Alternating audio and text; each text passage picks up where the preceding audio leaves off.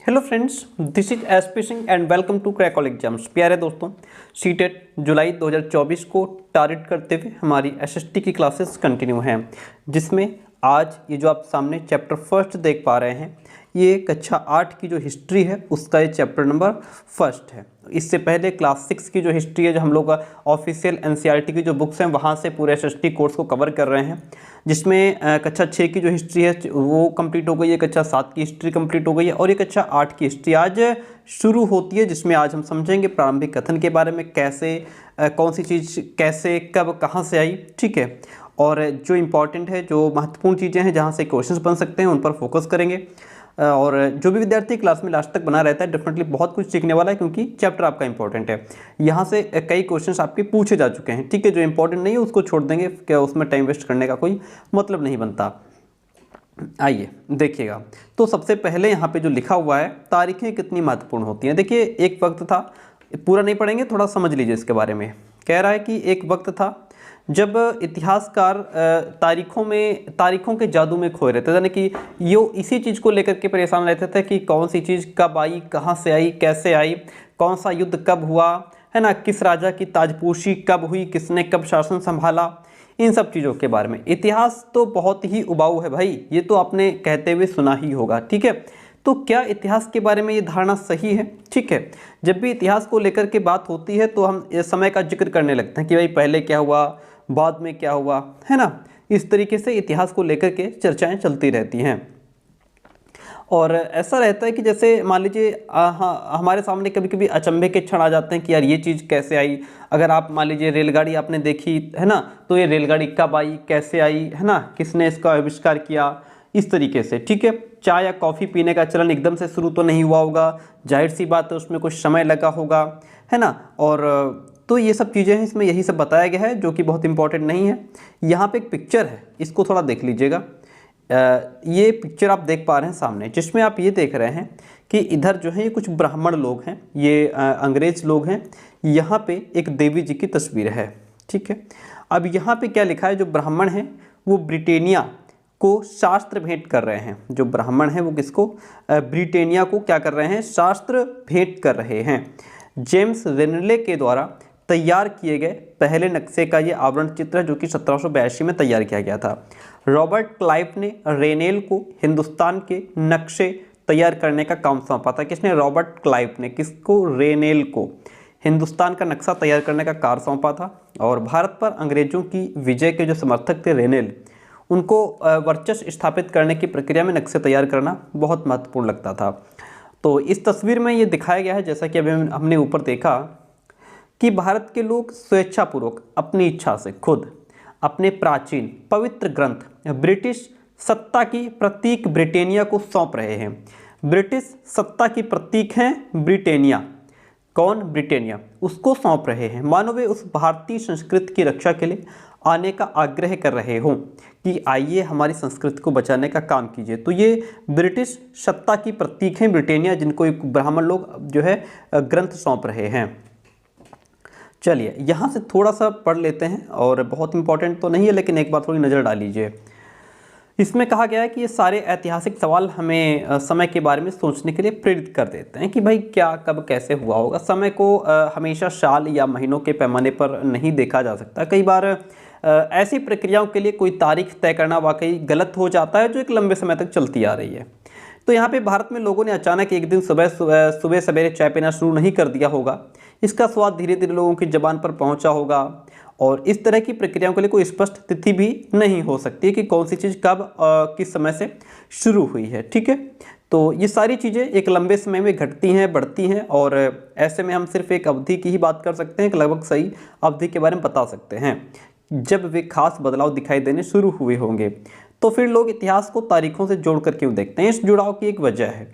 एक समय था जब युद्ध और बड़ी बड़ी घटनाओं के ब्यौरों को ही इतिहास माना जाता था, और ये इतिहास राजा महाराजाओं और उनकी नीतियों के बारे में होता था। इतिहासकार ये लिखते थे कि कौन से साल राजा को ताज पहनाया गया, किस साल उसका विवाह हुआ, किस साल उसके घर में बच्चा पैदा हुआ, कौन से साल उसने कौन सी लड़ाई लड़ी, वो कब मरा, उसके बाद कौन शासक बना, गद्दी पर बैठा। इस तरह की घटनाओं के लिए निश्चित तिथि बताई जा सकती है।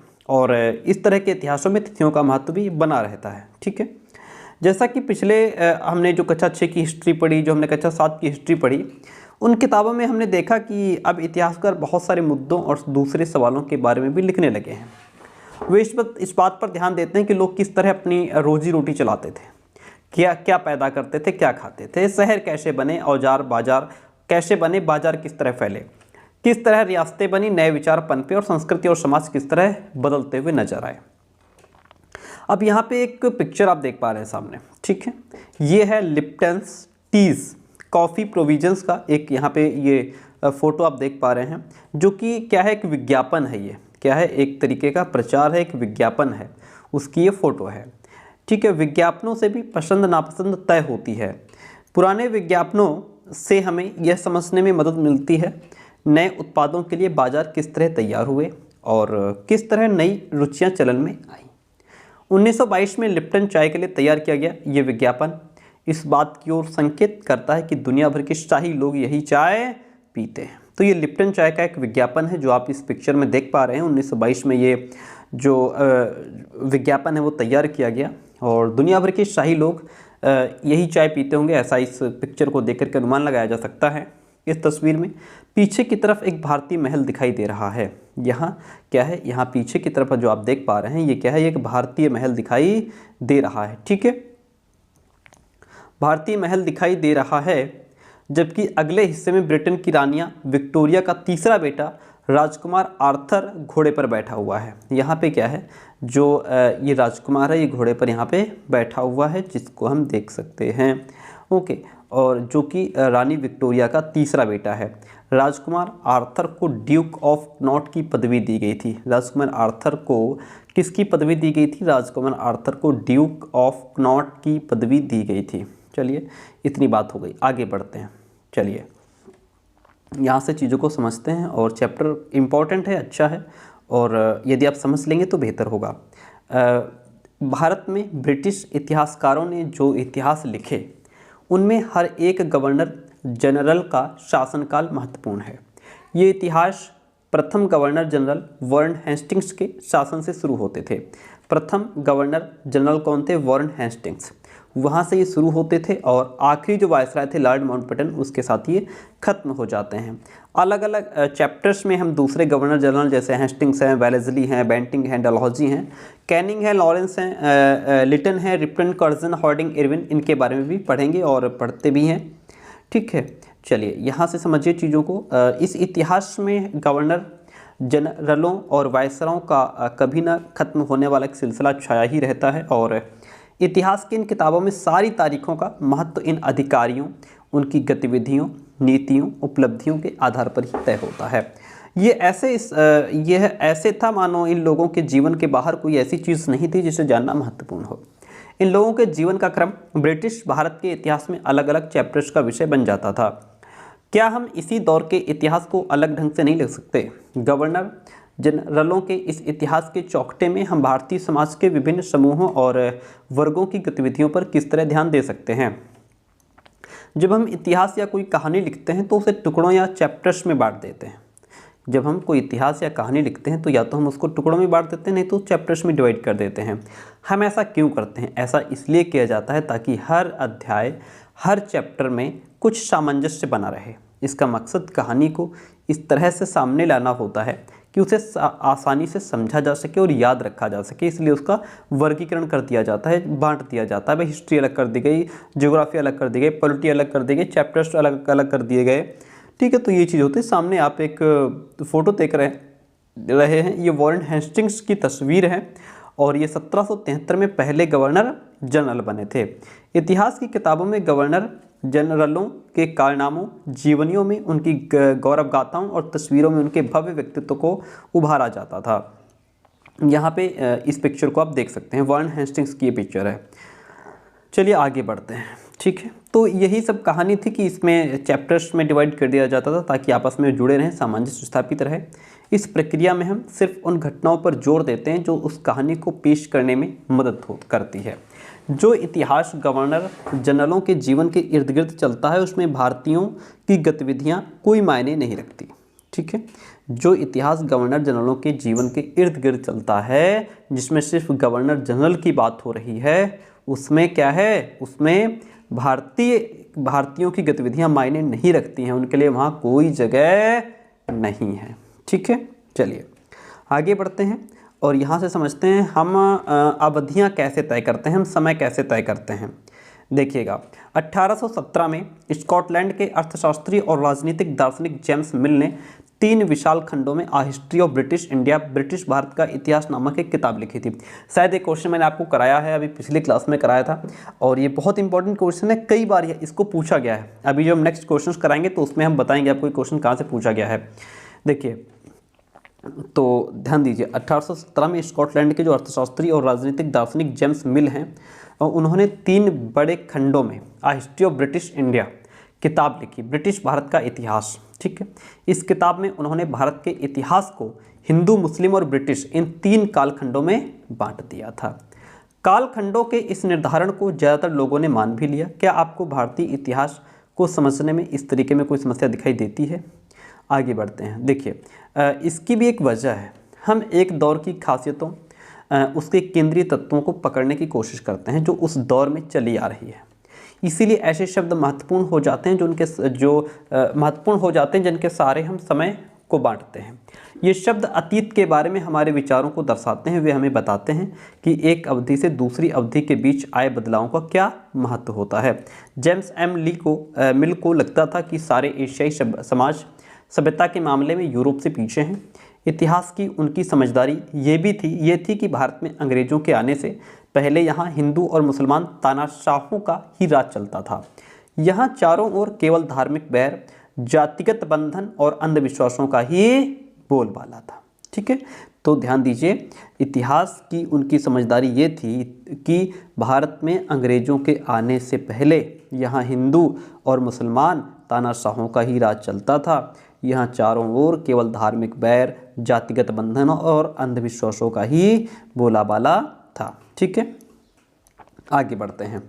मिल की राय में क्या है कि मिल की राय में ब्रिटिश शासन भारत को सभ्यता की राह पर ले जा सकता था। मिल की राय में ये कहा, कह रहे हैं कि हमारी राय भैया ये है कि अगर ब्रिटिश का शासन रहेगा, अंग्रेज़ों का शासन रहेगा, तो भारत को सभ्यता की राह पर ले जाया जा सकता है।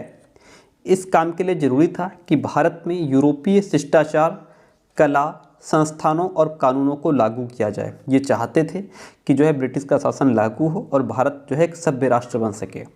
मिल ने तो यहाँ तक सुझाव दिया कि अंग्रेज़ों को भारत के सारे भूभाग पर कब्जा कर लेना चाहिए। मिल ने क्या सुझाव दिया? मिल ने तो ये तक सुझाव दिया कि अंग्रेज़ों को भारत के सारे जितनी भी ज़मीन है उस पर कब्जा कर लेना चाहिए ताकि भारतीय जनता को ज्ञान और सुखी जीवन प्रदान किया जा सके। उनका मानना था कि अंग्रेज़ों की मदद के बिना हिंदुस्तान प्रगति नहीं कर सकता, ऐसा मिल मानते थे। इतिहास की इस धारणा में अंग्रेजी शासन प्रगति और सभ्यता का प्रतीक था और अंग्रेजी शासन से पहले सारा अंधकार का दौर था। ठीक है, क्या इस तरह की धारणा को भी स्वीकार किया जा सकता है? क्या इतिहास के किसी दौर को हिंदू या मुसलमान दौर कहा जा सकता है? क्या इन सारे दौरों में कई तरह के धर्म एक साथ नहीं चलते थे? किसी युग को केवल उस समय के शासकों के धर्म के हिसाब से तय करने की ज़रूरत थी? ज़रूरत क्या है? अगर हम ऐसा करते हैं तो इसका मतलब ये कहना चाहते हैं कि औरों के जीवन और तरीकों का कोई महत्व नहीं था। हमें याद रखना चाहिए कि प्राचीन भारत में सारे शासकों का भी एक धर्म नहीं होता था। सबके अपने अलग अलग धर्म होते थे, अपनी अलग अलग आस्था होती थी, है ना। अंग्रेजों के द्वारा सुझाए गए वर्गीकरण से अलग हट करके इतिहासकार भारतीय इतिहास को आमतौर पर प्राचीन, मध्यकालीन और आधुनिक काल में बांटकर देखते हैं। ये भी बात पॉइंट ध्यान रखिएगा कि जो भारतीय इतिहास है, उस इतिहासकार जो हैं वो भारतीय इतिहास को 3 काल में बांटते हैं, प्राचीन, मध्य और आधुनिक। इस विभाजन की भी अपनी समस्याएं हैं कि इसको क्यों विभाजित किया गया, क्यों इसके 3 खंड बनाए गए। इतिहास को इन खंडों में बांटने की ये समझ भी पश्चिम से आई है। पश्चिम में आधुनिक काल को विज्ञान, तर्क, लोकतंत्र, मुक्ति और समानता जैसी आधुनिकता की ताकतों के विकास का युग माना जाता है। ध्यान दीजिए, पश्चिम में आधुनिक काल को विज्ञान, तर्क, लोकतंत्र, मुक्ति और समानता जैसी जो आधुनिकता है, इसकी ताकतों के विकास का युग माना जाता है। उनके लिए मध्यकालीन समाज वे समाज थे जहां आधुनिक समाज की विशेषताएं नहीं थी। क्या हम अपने अध्ययन के लिए आधुनिक काल की इस अवधारणा को बिना सोचे विचारे ऐसे ही अपना सकते हैं? नहीं, जैसा कि आप इस किताब में देख पाएंगे आगे। अंग्रेजों के शासन में लोगों के पास समानता, स्वतंत्रता या मुक्ति नहीं थी। जब अंग्रेजों का शासन था, जब अंग्रेज राज कर रहे थे, तो उसमें क्या था, लोगों के पास समानता नहीं थी, स्वतंत्रता नहीं थी, बेचारे मुक्त नहीं थे, ना ही यह आर्थिक विकास और प्रगति का दौर था। बहुत सारे इतिहासकार इस युग को औपनिवेशिक युग कहते हैं। औपनिवेशिक क्या होता है? देखिएगा, औपनिवेशिक क्या होता है। अंग्रेजों ने हमारे देश को जीता और स्थानीय नवाबों और राजाओं को दबाकर अपना शासन स्थापित किया। उन्होंने अर्थव्यवस्था और समाज पर नियंत्रण स्थापित किया, अपने सारे खर्चों को निपटाने के लिए राजस्व वसूल किया, अपनी जरूरत की चीज़ों को सस्ती कीमत पर खरीदा, निर्यात के लिए महत्वपूर्ण फसलों की खेती भी उन्होंने करवाई। किन्होंने? अंग्रेजों ने। ब्रिटिश शासन के कारण यहाँ की मूल्य मान्यताओं और पसंद नापसंद, रीति रिवाज, तौर तरीकों में भी बदलाव आ गए। जब तक देश पर दूसरे देश के दबदबे से इस तरह के राजनीतिक, आर्थिक, सामाजिक, सांस्कृतिक बदलाव आते हैं, तब इस प्रक्रिया को औपनिवेशीकरण कहा जाता है। जैसा कि यहाँ पे बदलाव आया है, उन्होंने हमको जीता, हमारे ऊपर राज किया, ठीक है, हमारी जो अर्थव्यवस्था है, समाज है, उस पर उन्होंने कंट्रोल किया, राजस्व वसूल किया, अपनी ज़रूरत के अकॉर्डिंग सस्ती कीमत पर चीज़ों को खरीदा और मूल्य मान्यताओं को जो है कि बदल कर रख दिया। तो ये सब चीज़ें जब होती हैं, राजनीतिक तौर पर, आर्थिक तौर पर, सामाजिक तौर पर, सांस्कृतिक तौर पर जो बदलाव आते हैं, यही प्रोसेस हमारा औपनिवेशीकरण कहलाता है।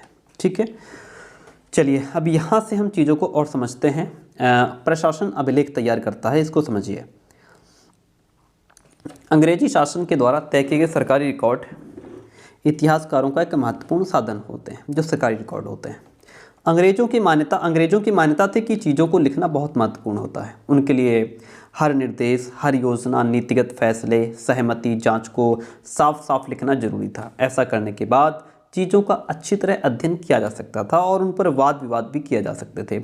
इस समझदारी के चलते ज्ञापन, टिप्पणी और प्रतिवेदन पर आधारित शासन की संस्कृति भी पैदा हुई।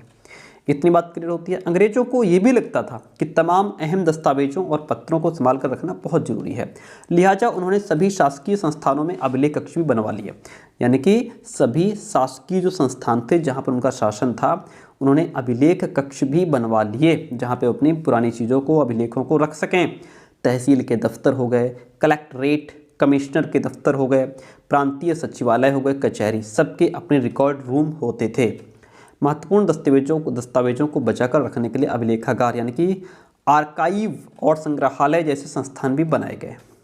19वीं सदी की शुरुआत में प्रशासन की एक शाखा से दूसरी शाखा के पास भेजे गए पत्रों और ज्ञापनों को आप आज भी अभिलेखागारों में देख सकते हैं। वहां आप जिला अधिकारियों द्वारा तय किए गए नोट्स और रिपोर्ट पढ़ सकते हैं, या ऊपर बैठे अफसरों के द्वारा प्रांतीय अधिकारियों को भेजे गए निर्देश और सुझाव भी देख सकते हैं। 19वीं सदी के शुरुआती सालों में इन दस्तावेजों की सावधानीपूर्वक नकलें भी बनाई जाती थी। यहाँ पे एक पिक्चर आप देख सकते हैं, ये भारतीय राष्ट्रीय अभिलेखागार है। 1920 के दशक में इसको बनाया गया था। ठीक है, देखने में तो सुंदर लग रहा है। जब नई दिल्ली का निर्माण हुआ तो राष्ट्रीय संग्रहालय और राष्ट्रीय अभिलेखागार दोनों ही वायसराय के निवास के नज़दीक बनाए गए थे। इससे पता चलता है अंग्रेजों की सोच में इन संस्थानों को कितना भारी महत्व था। ठीक है, जो अच्छी चीज़ है, जो आपके लिए इंपॉर्टेंट है, जो बेहतरीन है, जहाँ से क्वेश्चन बन सकता है, वही आप तक पहुँचाएंगे। ठीक है, चलिए यहाँ से समझते हैं। एक पेड़ आप देख पा रहे हैं। ठीक है, ये जो पेड़ है, ये शरीफे का पेड़ है। ठीक है, इसको शरीफा कहते हैं और हमारे यहाँ गांव में इसको सलीफा कहते हैं। ठीक है, और ये पेड़ आज भी देखने को मिल जाते हैं। शरीफे का पौधा है, 1770 दशक का ये पौधा है। अंग्रेजों के द्वारा बनाए गए वानस्पतिक उद्यान और प्राकृतिक इतिहास के संग्रहालयों में विभिन्न पौधों के नमूने और उनसे संबंधित जानकारी इकट्ठा की जाती थी। इन नमूनों के चित्र स्थानीय कलाकारों से बनवाए जाते थे, जो वहाँ के स्थानीय कलाकार हुआ करते थे। अब इतिहासकार इस बात पर ध्यान दे रहे हैं कि इस तरह की जानकारी किस तरह इकट्ठा की जाती थी और उससे उपनिवेशवाद के बारे में क्या पता चलता है। ठीक है, यहाँ पे देखिए, इन्हें सब खुश नवीशी के माहिर लिखते थे और खुश नवीशी या सुलेख नवीश ऐसे लोग होते हैं जो बहुत सुंदर ढंग से चीज़ें लिखते हैं। आपसे पूछ लेगा क्वेश्चन, सुलेख नवीश किसको कहा जाता है या खुश नवीशी क्या है? खुश नवीशी जो हैं ये ऐसे लोग होते हैं जो बहुत सुंदर ढंग से चीज़ें लिखते हैं। इसको लाइन को नोट कर लीजिएगा। 19वीं सदी के मध्य तक छपाई तकनीक भी फैलने लगी थी। इस तकनीक के सहारे अब प्रत्येक सरकारी विभाग की कार्यवाहियों के दस्तावेजों की कई प्रतियां भी बनाई जाने लगी थी। चलिए यहाँ से पॉइंट आता है हमारा सर्वेक्षण का बढ़ता महत्व। औपनिवेशिक शासन के दौरान सर्वेक्षण का चलन भी महत्वपूर्ण होता गया। अंग्रेजों का विश्वास था कि किसी देश पर अच्छी तरह शासन चलाने के लिए उसको सही ढंग से जानना जरूरी है, उसकी अच्छाइयाँ बुराइयाँ गहराइयाँ, है ना, हर चीज़ को जानना परखना जरूरी है अगर उस पर आप शासन करना चाहते हैं तो। 19वीं सदी की शुरुआत तक पूरे देश का नक्शा तैयार करने के लिए बड़े बड़े सर्वेक्षण किए जाने लगे। गांव में राजस्व सर्वेक्षण किए गए और इन सर्वेक्षणों में धरती की सतह को देखा गया, मिट्टी की गुणवत्ता कहाँ कैसी उपज होगी, वहाँ मिलने वाले पेड़ पौधों के बारे में जानकारी इकट्ठा की गई और जीव जंतुओं तथा स्थानीय इतिहासों और फसलों का पता भी लगाया जाता था कि यहाँ कौन कौन सी फसलें हुई हैं और कौन कौन सी फसलें हो सकती हैं। अंग्रेजों की राय में किसी इलाके का शासन चलाने के लिए इन सारी बातों को जानना जरूरी था। 19वीं सदी के आखिर से हर 10 साल में जनगणना भी की जाने लगी। जनगणना के जरिए भारत के सभी प्रांतों में रहने वाले लोगों की संख्या, उनकी जाति, इलाके और व्यवसाय के बारे में जानकारियाँ इकट्ठा की जाती थी। ठीक है, इसके अलावा वानस्पतिक सर्वेक्षण, प्राणी वैज्ञानिक सर्वेक्षण, पुरातात्विक सर्वेक्षण, मानवशास्त्रीय सर्वेक्षण, वन सर्वेक्षण आदि कई दूसरे सर्वेक्षण भी किए जाते थे। अधिकृत रिकॉर्ड्स से क्या पता नहीं चलता है? देखिए, रिकॉर्ड्स के इस विशाल भंडार से हम बहुत कुछ पता लगा सकते हैं, फिर भी इस बात को नज़रअंदाज नहीं किया जा सकता कि ये सारे रिकॉर्ड सरकारी हैं, ये सारे सरकारी रिकॉर्ड होते हैं। यहाँ पे एक पिक्चर आप देख पा रहे हैं, ये बंगाल में मानचित्रण और सर्वेक्षण काम यहाँ पे चल रहा है। ठीक है, जैसे यहाँ पे ये कुछ अधिकारी लोग खड़े हैं, ये देखिए यहाँ पे दूरबीन वगैरह क्या कहते हैं वो लेकर के खड़े हैं, कैमरा वगैरह है ना, और जेम्स प्रिंसेप के द्वारा बनाई गई तस्वीर 1832 की है। अब इसमें क्या है, ध्यान से देखें कि सर्वेक्षण में इस्तेमाल होने वाले सारे उपकरण, ये जो देख रहे हैं आप यहाँ पे, ठीक है, ये देखिए, ये बड़े बड़े कैमरे लेकर के मुझे लग रहा है यहाँ खड़े हैं।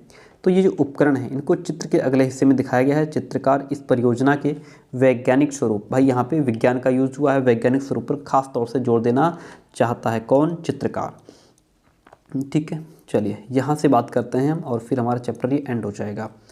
यहाँ पे क्या है, एक पिक्चर और है आपके सामने जिसमें 1857 के विद्रोह की पिक्चर है ये। ठीक है, तस्वीरों को भी बहुत ध्यान से देखना चाहिए, जी बिल्कुल देखना चाहिए। उनसे हमें चित्रकार की सोच पता चलती है कि वो क्या सोच रहा है, उसने क्या सोच करके इस पिक्चर को बनाया है। 1857 के विद्रोह के बाद अंग्रेज़ों के द्वारा तैयार की गई सचित्र पुस्तकों में ये तस्वीर कई जगह दिखती है। इस तस्वीर के नीचे लिखा होता था, बागी सिपाही लूट खसोट में लगे हुए हैं। अंग्रेज़ों की नज़र में विद्रोही जनता लालची, दुष्ट और बेरहम थी। ठीक है, और इस विद्रोह के बारे में हम नेक्स्ट चैप्टर में पढ़ेंगे। अब ये जो है यहाँ पे इसको हमने काट दिया है, वैसे कुछ खास नहीं है। इनसे हमें यही पता चलता है कि सरकारी अफसर क्या सोचते थे, इनकी दिलचस्पी किन चीज़ों में थी और जो है कि और बाद के लिए वे किन चीज़ों को बचाए रखना चाहते थे।